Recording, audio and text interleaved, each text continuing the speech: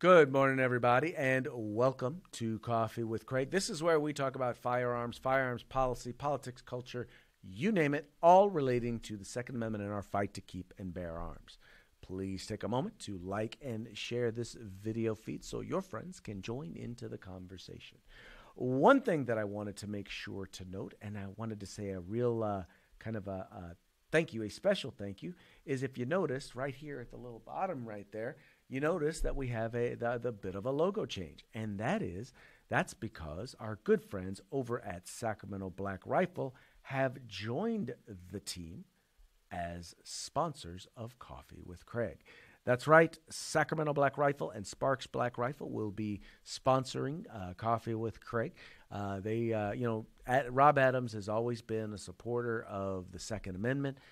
He's been a supporter of the Firearms Policy Coalition because he's an individual who believes not just in the entrepreneurial spirit, which has led him to open up not just one but two very successful stores, but he also believes in the fundamental right to keep and bear arms and is interested in investing in making sure that we all continue to have that ability.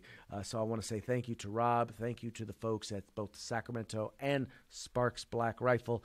And we'll be looking forward to a prosperous partnership. So thank you so much, you guys, for being a part of the fight. So let's get into today's conversation, shall we? So bump stocks, because of everything that's happened in Parkland, bump stocks have really been out of the news as of late. That is until most recently. Hannah Beth Jackson, who is a state senator out of Southern California, has introduced a bill, and the bill will actually be heard tomorrow in the California State Senate Public Safety Committee. But she's introduced a bill that would ban bump stocks. Now, the interesting thing about this bill is, according to Attorney General Xavier Becerra, bump stocks are already banned. That's right. Xavier Becerra, he basically issued a statement, press release statement back in October of 2017. He issued a statement noting that bump stocks had been banned in the state of California since 1990. Now, mind you, bump stocks didn't exist in 1990, but somehow, some way, he has found a way to say that these items have in fact been banned. And he decided to put out a press release. First, what he did was he sent a statement out to 2,300 FFLs throughout the state of California to let them know that they are in fact banned. And then the interesting thing from it is that then he sent out a press release, which we all know Xavier Becerra is, well, he's Mr. Press Release. The man puts out wow, I cannot even begin to believe. If the people who ran his press shop actually ran like his regs department, things would be things would be crazy on time. Or if they were the ones actually out running apps, there would not be an individual who is not supposed to own a firearm with a firearm. Once again, that's if his press machine were running these programs. But when he put out this statement, we did a coffee, kind of funny, interesting how almost prophetic, shall we say, where we talked a little bit about this particular, where we talked about this issue. And rather than have me rehash it now, I thought maybe I would just bring you the ability to hear some wisdom from the past, even if it was just, back in October. Let's take a look at what it is that the Attorney General had to say. So in his release, which he issued, he stated that the California Department of Justice today issued an advisory reminding gun retailers that bump stocks, also known as multi-burst trigger activators, because they accelerate rapid fire capacity of a firearm, are illegal in California. Bump stocks reportedly were used in the Las Vegas shooting on October 1st, the deadliest mass shooting in modern American history. The advisory issued to 2,300 dealers across California references California Penal Code 16930, which defines bump stocks, and Penal Code 32900 and 32990, which make them illegal. First of all, just before we even get into the details of understanding what this is, let me just say this. And I tell you guys this all the time. Details matter. And details matter because, first of all, you're talking about something that's highly technical. I don't stand here, or I don't sit here before you claiming to be an expert, but I do know how to read. And I do know how to understand what definitions are when it comes to technology. What they're attempting to do in this press release is to, first and foremost, create definitions. They're trying to redefine words. Because here's the first thing that I will ask you. If bump stocks were not created or didn't become, weren't even reviewed by the ATF until just a few years ago, how is it in 1990 that bump stocks were made illegal? And oh, by the way, what is the definition of multi-burst? Or what is the definition of semi-automatic versus automatic? What's the difference between automatic and multi-burst? Is there? Who knows? If they believe that they want to recreate it, they want to try and regulate it, well, then guess what? There's a process. That process is called the Administrative Procedures Act. You put forth regulations. That you put them out there. There's public comment, right? There's an opportunity to bring up things like this because clearly no one in the Department of Justice, at least no one involved with putting together this press release, knows what they're talking about. And that could have been brought up during that comment process. But no comment process, no discussion. AG looks stupid. That is where we are. Not only does he look stupid, but now he's issued underground regulations, which it is very clear is illegal. No state agency is allowed to enforce underground regulations that have not been put out for review, that have not been given, people have not been given the opportunity to actually take a look at.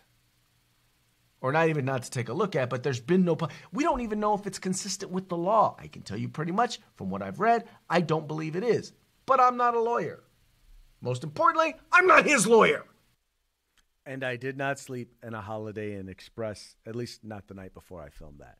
So, but let's get back to the point here. Mr. Becerra has basically, he's gone out and is he violating the law? I know on November 1st, I know that they had put out another press release talking about how they've seized assault weapons from individuals that were fixed with bump stocks. Is he now enforcing a bump stock ban that is part of underground regulations, underground and illegal regulations?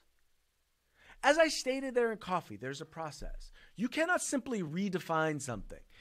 Bump stocks did not exist. Bump stocks did not exist when or let me clarify. When the law was written, bump stocks did not exist. They didn't exist in 1990.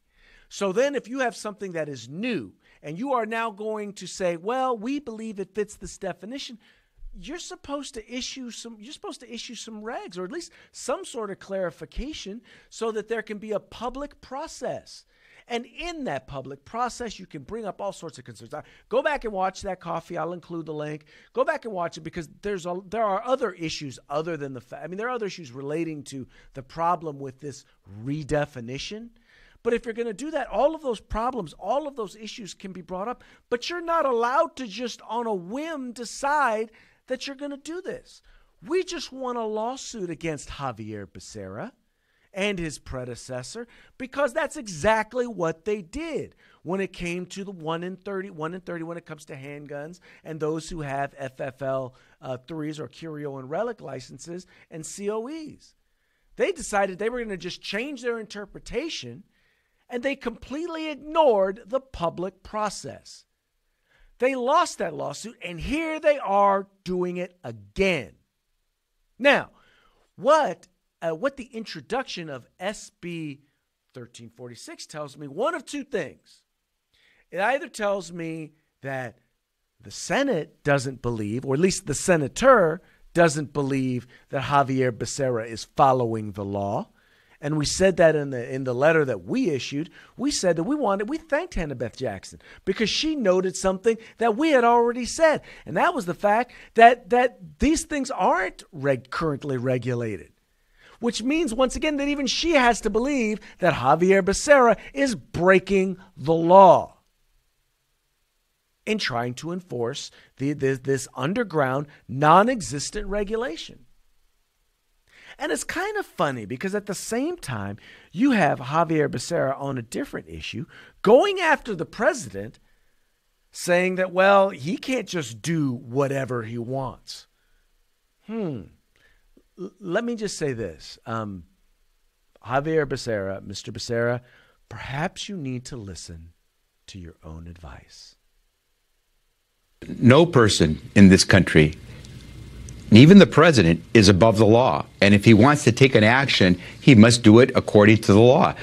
Because, Chris, you go about a process. Even President Obama went about a process to establish an executive order. You go about a process. Remember, you have a whole bunch of people in this country. When our government takes action, they start to rely on the representations of our government. The president believes he's above the law, and he continues to act arbitrarily and capriciously in taking actions. If you want to change the law, Chris, don't break it. Mr. Becerra, if you want to change the law, don't break it. In fact, if you want to change the law, how about you run for the legislature? Because they're the ones who make law. They're the ones responsible for changing law, not you. You want to talk about the president's breaking the law. You want to sue the president for breaking the law. But you're doing the same exact thing. You are a hypocrite. Yes, you are a hypocrite, Mr. Becerra. Now, you are a hypocrite who's very good at putting out press releases with false information, but you, my friend, are a hypocrite nonetheless. And I believe the very introduction by Senate Bill 1346 is proof positive that even Hannah Beth Jackson believes that you, my friend, are a hypocrite and a liar and breaking the law, which would make you a criminal. So, on that note, want to encourage you guys, watch the hearing tomorrow. Send in your information. There's a take action link at the bottom of this video. One, for you to not support and encourage the legislature not to support SB 1346. We still do not support the banning of firearm parts. And I'm telling you this, and I know a lot of you guys out there thinking, I don't own a bump stock. I don't want a bump stock. Ammo's too expensive in the state of California. I don't care. But here's the thing. The reason why you should care is because if we allow them to ban one firearm accessory, they're going to go after the rest of them. And they're already starting with Assembly Bill 2382, which we talked about, I talked to you about on Friday. So look, we cannot let the camel's nose under the tent. It's time to stand up. It's time to fight. It's time to be a part of the fight for our civil rights. And folks, it all happens with you. It all happens when you guys are involved and engaged in the process. We need you here, my friends. We need you. Please make it a point. Let them know that, number one, you're not going to support that bill. But number two, let Xavier Becerra know that he is a hypocrite and a criminal. I don't know if it makes him a criminal, but it definitely makes him a lawbreaker. Definitely makes him a lawbreaker. All right, folks, take care. You guys enjoy the rest of your week. Have fun. Take care. Stay free. If you like our videos, follow, subscribe, like, and share.